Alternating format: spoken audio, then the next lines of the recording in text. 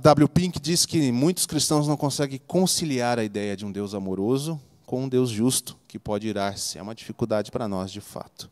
Mas esse tema da ira, ele está muito claro desde o Antigo Testamento e, inclusive, no Novo Testamento.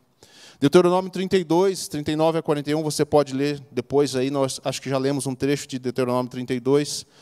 No Antigo Testamento, muitos outros demonstrações da ira de Deus. Romanos, já no Novo Testamento, Paulo, o grande apóstolo do Senhor, interpretando o Evangelho, interpretando a lei de Deus, interpretando a justiça de Deus.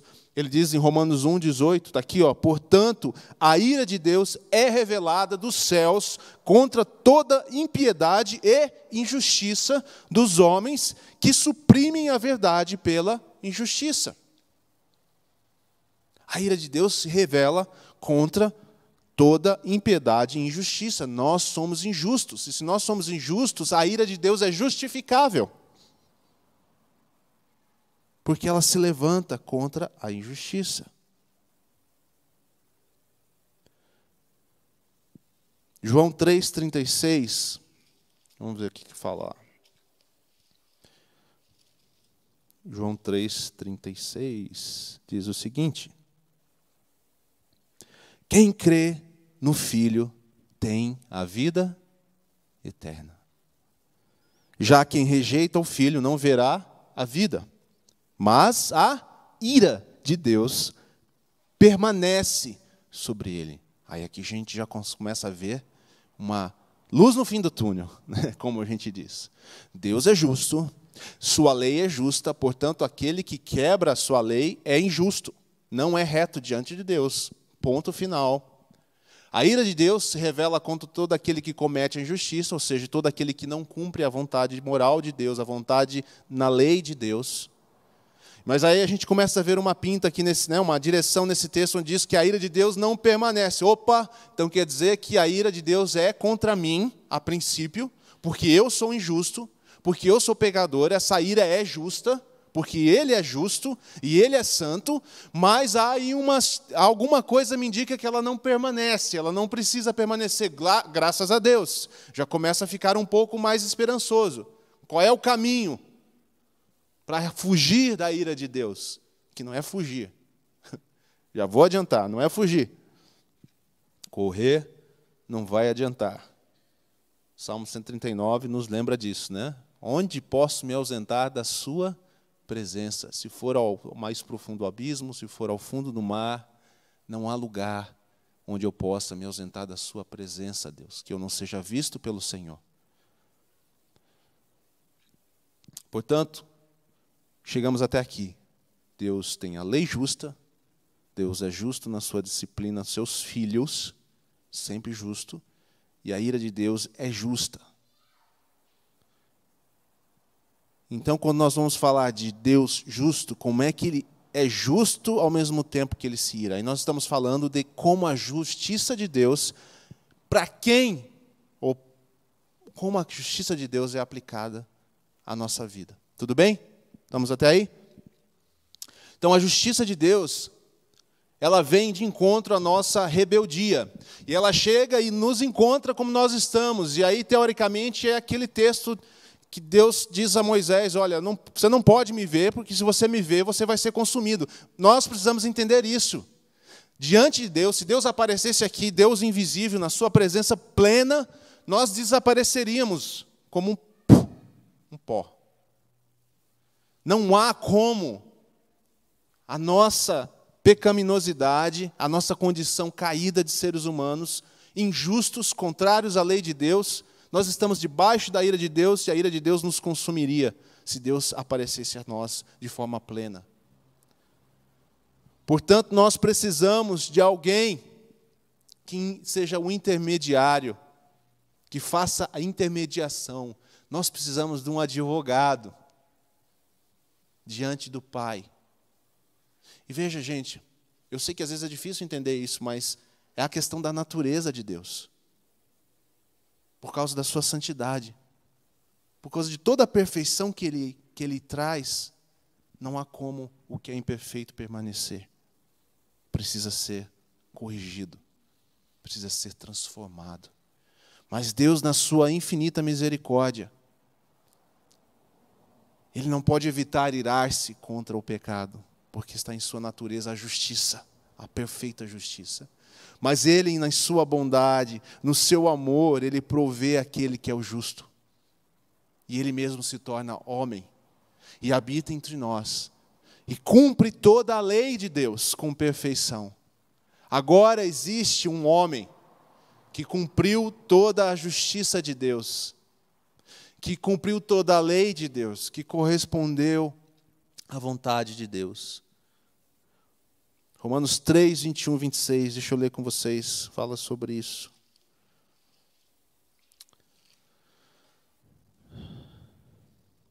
Diz assim: mas agora se manifestou uma justiça que provém de Deus, independente da lei, da qual testemunham a lei e os profetas, justiça de Deus, mediante a fé em Jesus Cristo. Para todos os que creem. Agora a ira não precisa mais permanecer sobre nós. A justa ira de Deus não precisa permanecer sobre nós, porque nós temos um intercessor, nós temos um caminho, nós temos uma pessoa. O próprio Deus providenciou o Cordeiro de Deus que tira o pecado do mundo. E para aqueles que creem, a ira de Deus não está mais sobre eles. Como diz o Milton Lucas, se fosse uma igreja pentecostal, já ia ter um monte de aleluia aqui. Ou glória. Né? É, não é? Nós somos bem assim, quietinhos, né? Cristo abriu um caminho para nós. Porque não há distinção, 23, texto conhecido de Romanos, né? Pois todos os pecados estão destituídos da glória de Deus, sendo justificados, feitos justos. Olha só, atributo de Deus sendo aplicado, comunicado a nós, sendo justificados gratuitamente por sua graça, por meio da redenção que há em Cristo Jesus. Redenção é isso, ser redimido. Você era injusto e você era digno de uma coisa, da ira de Deus. Não se engane. Nenhum de nós, em nenhuma circunstância, nem o rico, nem o pobre, nem o grande, nem o pequeno, nem o novo, nem o velho, nem o grego, nem o hebreu, nem o brasileiro, nem o argentino. Por que será que eu lembrei disso? Nenhum de nós escapa, nem o brasileiro, nem o argentino. Todos estamos debaixo da ira de Deus, gente. Por causa da nossa injustiça. Mas Cristo faz justiça em nosso favor. Glória a Deus. Aleluia. Justificados gratuitamente. Deus o ofereceu como sacrifício. O seu lugar foi tomado pelo Cristo. A ira de Deus caiu sobre Cristo. A ira de Deus não desapareceu. A ira de Deus completa, justa, santa, caiu sobre Cristo na cruz do Calvário.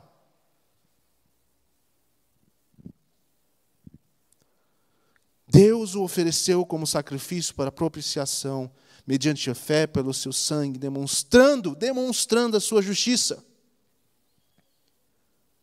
Demonstrou sua justiça a fim de ser justo e justificador.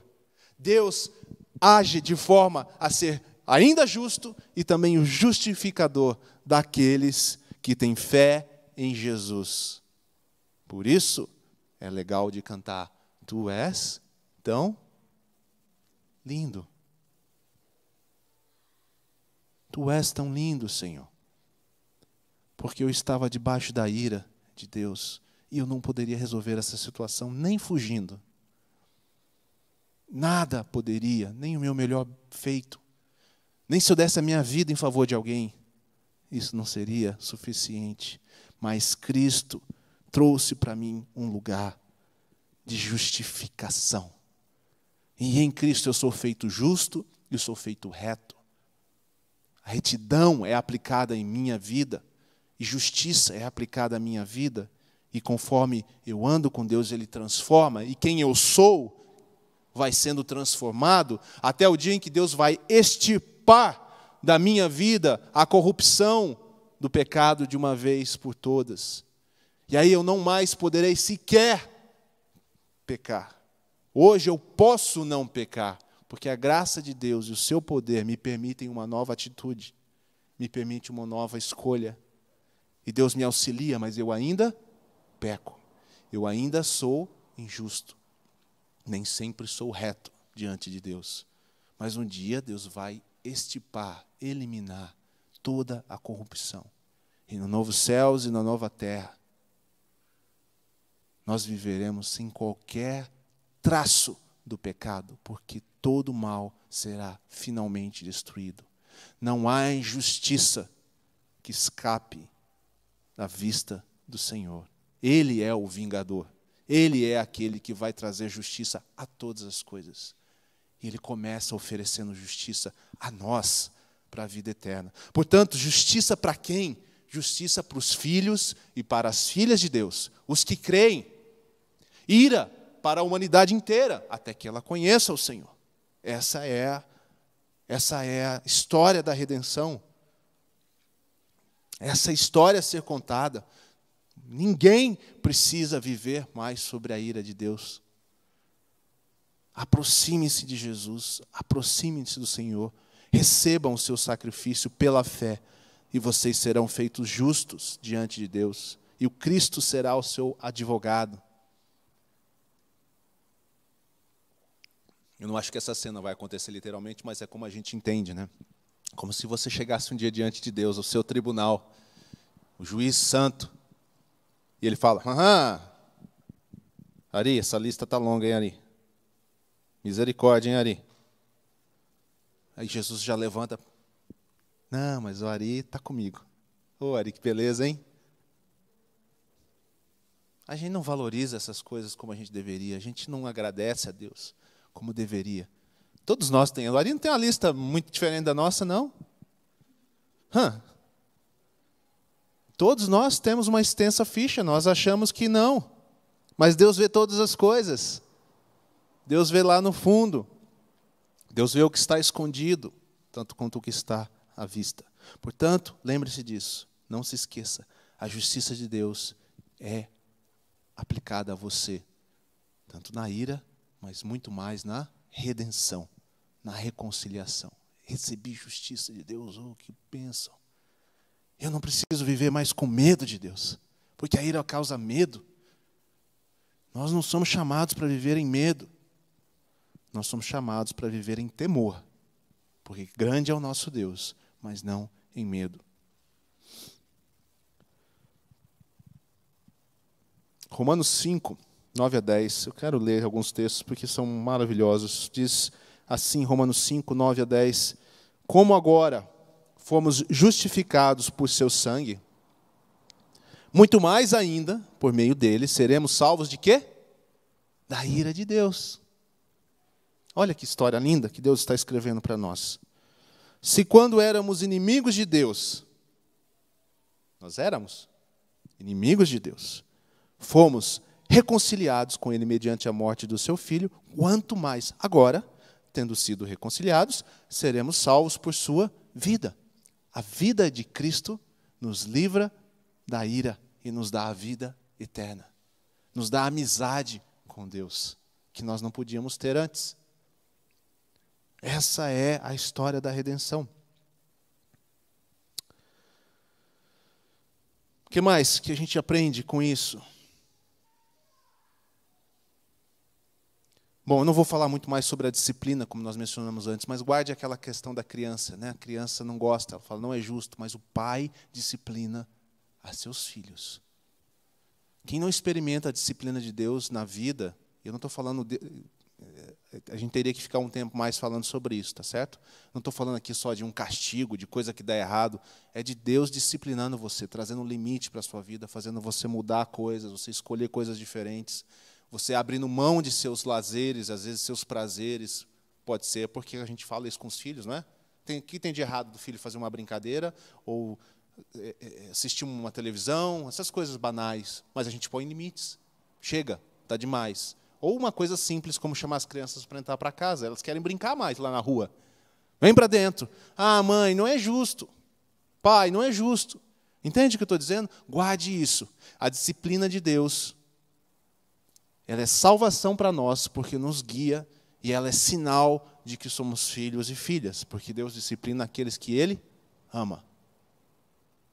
No mais é ira. A disciplina é para os filhos. No mais é ira. Nós não precisamos mais andar com medo do Senhor. Se você quiser ler depois em casa alguns textos aí, Efésios 2:3, se alguém quiser escrever no chat aí para o pessoal, Efésios 2:3, 1 Tessalonicenses 1:10, Romanos 5:10. São textos bons para você ler sobre a questão da disciplina. Guarde isso, disciplina é sinal de paternidade. Você tem um pai que se preocupa com você. O último ponto aqui, muito rapidamente, que a justiça também precisa ser dita, é que a justiça de Deus, como ela é uma justiça perfeita e completa, ela não somente nos revela a graça de Jesus, quando ela aplaca a ira de Deus, que é uma ira justa, mas ela também se aplica, e ela se aplica a nós, nos trazendo salvação, mas a justiça de Deus também atua em nós, na nossa identidade, de forma que nós agora, como atributo comunicável, nós vamos exercer justiça.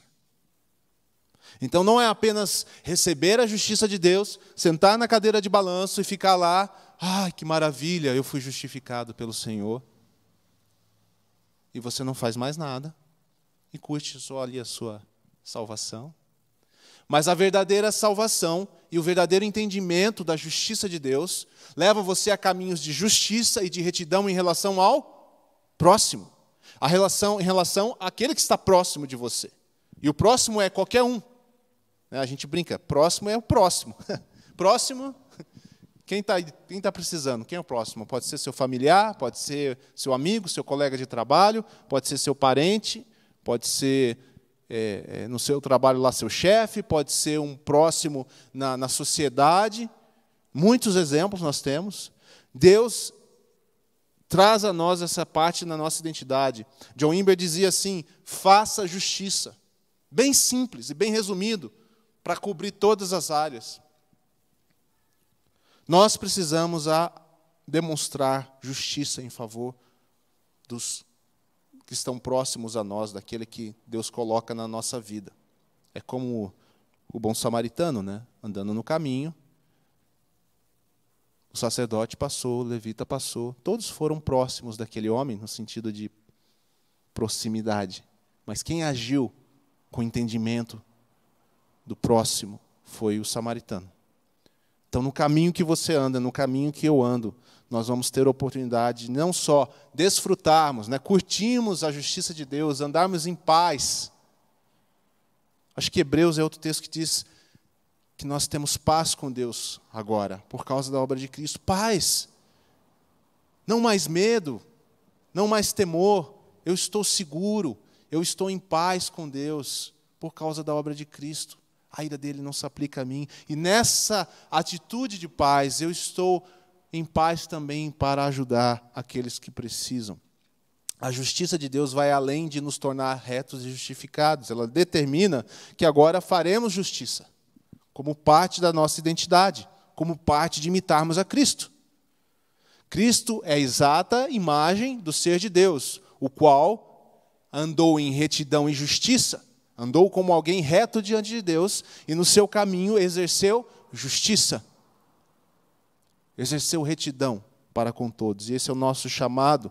Esse é o chamado do reino de Deus. Um reino de atos e palavras. Eu digo que Deus é justo e eu demonstro que Deus é justo. Eu faço isso com a minha vida, sendo uma vida de justiça, do interior para fora, buscando isso, tendo uma vida de retidão. E faço isso em relação ao meu próximo. Então, para a gente terminar aqui,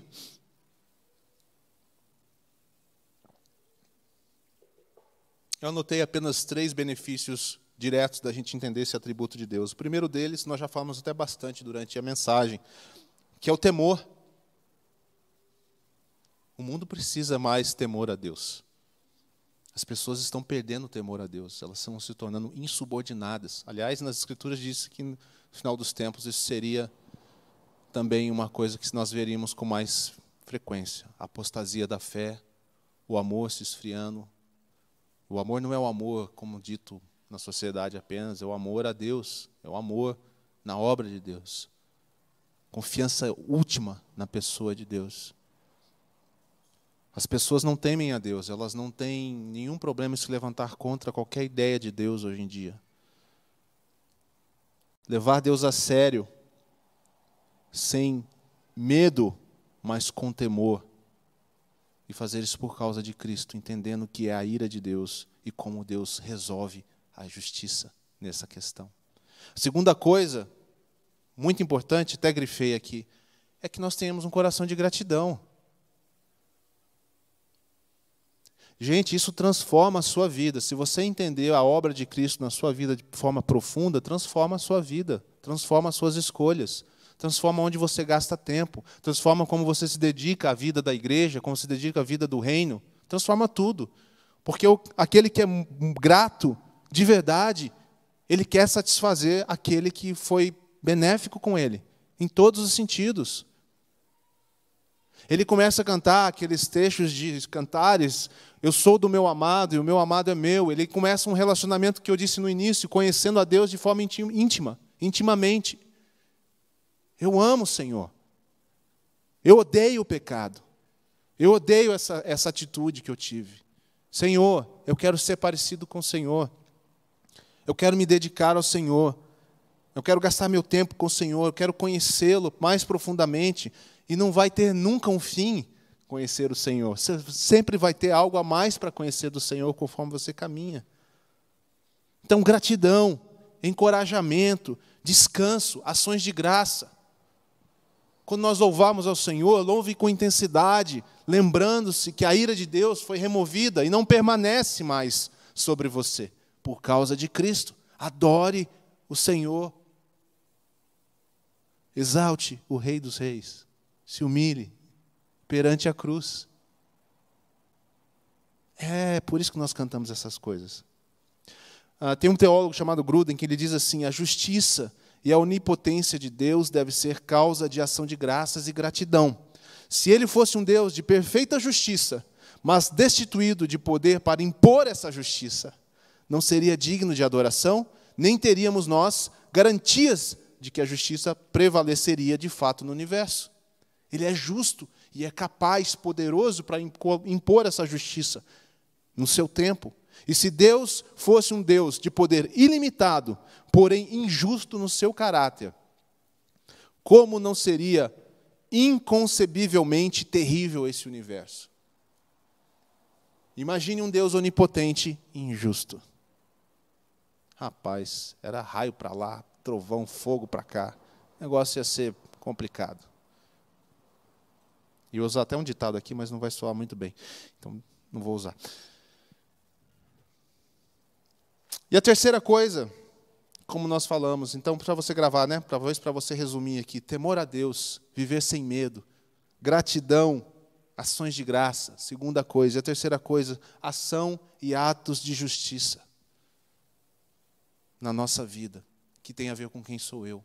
Eu sou aquele que, assim como Jesus, que é aquele que expressa o Pai de forma perfeita, Deus de forma perfeita. Eu quero ter ação, eu quero ter atos de justiça que expressem esse atributo de Deus em minha vida. Eu preciso ter consciência da minha injustiça, em primeiro lugar, e da necessidade da obra de Cristo.